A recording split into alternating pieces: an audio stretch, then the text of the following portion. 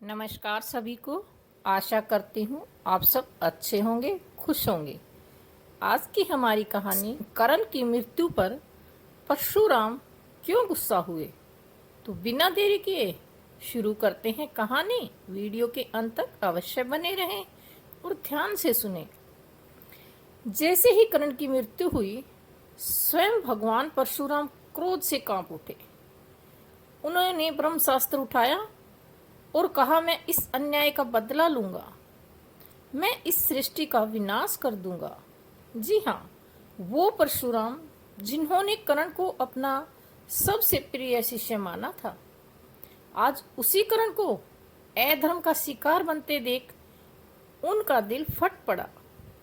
और कहते हैं, जिस युद्ध भूमि में कर्ण अकेला गिरा था, वहां परशुराम दौड़ते हुए पहुंचे और पूरी सृष्टि कांप उठी थी।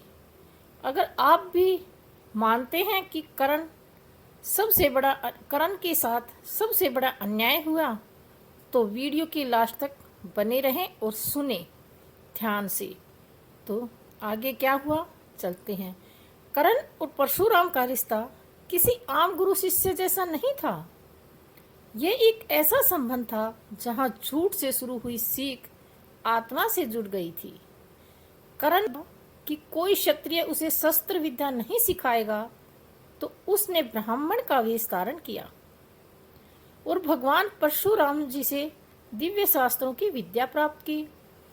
परशुराम पहले तो शक थे, पर जब उन्होंने कर्ण की लगन, त्याग और तपस्या को देखा, तो उनका हृदय पिघल गया। कर्ण दिन रात अभ्यास करता था और धीरे धीरे वो परशु का सबसे प्रिय शिष्य बन गया। यहाँ तक कि परशुराम ने उसे वह धनुष भी दिया जो उन्हें स्वयं महादेव से प्राप्त हुआ था, दिव्य विजय धनुष, जो कहते हैं, कर्ण तू मेरा अभिमान है। लेकिन एक दिन एक घटना ने सब कुछ बदल दिया। दोपहर का समय था, जब परशुराम थक गए और कर्ण की गोद में विश्राम कर रहे थे। तभी एक कीड़ा आया और कर्ण की जांघ पर पूरी तरह से काटने लगा। खून बह रहा था और दर्द बहुत ही असहनीय था। लेकिन कर्ण ने परशुराम की नींद ना टूटे, इसलिए एक भी आवाज नहीं निकाली। जब परशुराम जागे तो उन्होंने देखा कि कर्ण की जांघ से खून बह रहा है। तो उन्होंने एक ही बात में कही कि कर्ण, तुम कोई ब्राह्मण नहीं हो, तुम क्षत्रिय हो। इतना सहनशील कोई ब्राह्मण नहीं हो सकता। उन्होंने अपने क्रोध में आकर उसे श्राप भी दिया। जिस समय तुझे, परशुराम जी ने कहा कि जिस समय तुझे सबसे ज्ञान की ज्यादा आवश्यकता होगी, तो सब कुछ भूल जाएगा। लेकिन कर्ण कुछ नहीं बोला, बस सिर झुकाए खड़ा रहा, फिर धीरे से चला गया। लेकिन उसी दिन से परशुराम का हृदय बेचैन और दुखी रहने लगा। कहीं ना कहीं उन्हें आभास हो चुका था कि उन्होंने जिसे श्राप दिया, वो ही उनके जीवन का सबसे योग्य शिष्य था। उस समय या महाभारत के महायुद्ध का कर्ण कौरवों का साथ दिया नहीं क्योंकि वह अधर्मी था, बल्कि इसलिए क्योंकि दुर्योधन ने उसे सम्मान दिया था। जब पूरी दुनिया ने उसे ठुकरा दिया था, युद्ध के 17वें दिन कर्ण और अर्जुन आमने सामने थे। कर्ण का रथ लड़ते लड़ते कीचड़ में धंस गया, उसका चक्कर टूट गया। वो नीचे उतरकर रथ का पहिया निकालने लगा। आया जिसका संकेत, उसी समय उसे वो चीज याद आई जो उन्हें श्राप मिला था। कर्ण अपने दिव्य शास्त्रों के प्रयोग का ज्ञान भूल गया था। वो अर्जुन से युद्ध नहीं कर सकता था। फिर भी वह कहता है, अर्जुन, युद्ध का धर्म है कि जब शत्रु ऐसा हो तब उस पर वार नहीं करना चाहिए। श्री कृष्ण ने अर्जुन से कहा, धर्म की बात मत करो जब अधर्म की नींव पहले ही रखी गई है। यह वही क्षण है जिसकी हम प्रतीक्षा में हैं। अर्जुन ने बाण चलाया और सूर्य पुत्र कर्ण को छलनी कर गया। कहते हैं, जब वो गिरा, न उसने अर्जुन को कोसा और न श्री कृष्ण को दोष दिया, न अपनी मां कुंती को। वह बस शांति से आंखें बंद कर लिए। दूर कहीं हिमालय की एक कुटिया में भगवान परशुराम तपस्या कर रहे थे। जैसे ही कर्ण की आत्मा शरीर से अलग हुई तो परशुराम की समाधि अचानक टूट गई। उन्होंने आंखें खोली और उन्हें देखा युद्ध भूमि रक्त से सनी है और आकाश में हो रही देवताओं की स्मृति थी। परशुराम का हृदय कांप उठा। नहीं नहीं, ये नहीं हो सकता, वो यही कहते रहे और बिना कुछ सोचे दौड़ते हुए युद्ध भूमि की ओर चल पड़े। कौरव और पांडव दोनों सेना रुकी क्योंकि स्वयं परशुराम युद्ध भूमि में आए थे। वहां कर्ण निष्प्राण पड़ा था।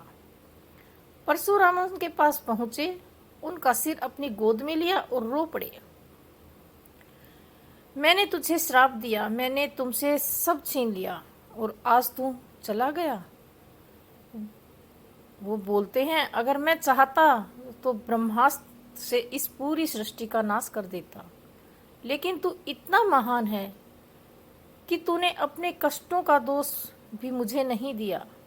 उसी समय देवताओं ने फूलों की बारिश की। परशुराम ने कर्ण की आत्मा की ओर देखा और कहा, तू युगों युगोत्तर अमर रहेगा, तेरा नाम नहीं मिटेगा, कभी नहीं।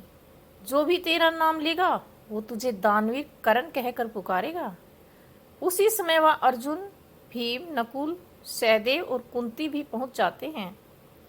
कुंती रोती है और कहती है परशुराम से, प्रभु यह मेरा पुत्र था। तो सब चकित रह जाते हैं। परशुराम मौन हो जाते हैं और अर्जुन की आंखें नम हो जाती हैं। कुंती सबके सामने ये स्वीकार करती है कि कर्ण मेरा सबसे बड़ा पुत्र था और वही था हस्तिनापुर का असली उत्तराधिकारी। पांडवों की आंखों से आंसू बहने लगते हैं और भीम कहता है, हमसे बहुत बड़ी भूल हुई है। परशुराम उन्हें रोकते हैं और कहते हैं, यह नियति थी, लेकिन याद रखना तुम सब राजा तो बन जाओगे, पर इतिहास में सबसे बड़ा नाम उसी का होगा जो मरते हुए भी अपने धर्म पर अटिल रहा। कर्ण चला गया, लेकिन एक उदाहरण बनकर। उसके पास कुछ भी नहीं था, न जाति, न सम्मान, न माँ का प्रेम, न राज्य का अधिकार। फिर भी उसने कभी किसी से शिकायत नहीं की, कभी किसी का बुरा नहीं किया। हर बार अपना सब कुछ दूसरों के लिए त्याग दिया। उसे श्राप मिला, उसका धनुष टूटा, पर उसके आत्मबल में कभी दरार नहीं आई। कर्ण वो योद्धा था जो हार कर भी विजय रहा। अगर आप भी मानते हैं कि कर्ण को उसका हक नहीं मिला तो कमेंट बॉक्स में लिखकर हमें अवश्य बताएं। कर्ण ही था सच्चा राजा।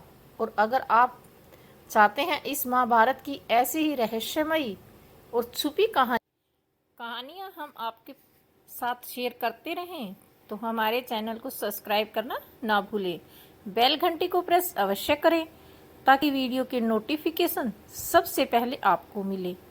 आज बस इतना ही। कल फिर किसी रहस्यमय कहानी के साथ आपके साथ होंगे। तब तक के लिए हमें आज्ञा दीजिए। नमस्कार।